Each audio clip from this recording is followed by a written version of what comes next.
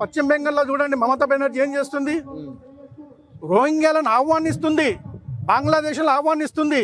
వాళ్ళకు birth certificate card నుంచి voter ఐడెంటి card అన్ని సమకూరుస్తుంది దగ్గరుండి.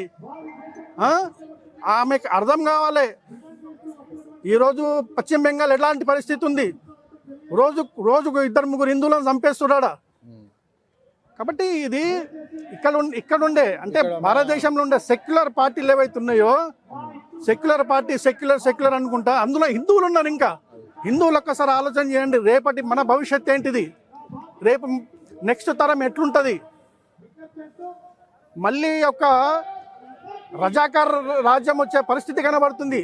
మనము హిందువులందరూ కూడా ఐక్యంగా ఉండి దీని మీద పోరాటం చేయకుంటే రేపు వచ్చే 2 తరాల తర్వాత ఇది ఇస్లామిక్ కంట్రీగా మారే అవకాశం ఉంది. కాబట్టి ఇప్పటికైనా హైందవులందరూ కూడా ఒక్క తాటిపై నిలబడి ఒకే నినాదంతో ముందుకెళ్ళండి. ఈ దేశానికి ఎవరైతే, ఈ ధర్మానికి ఎవరైతే న్యాయం చేస్తారో వాళ్ళని గెలిపియండి.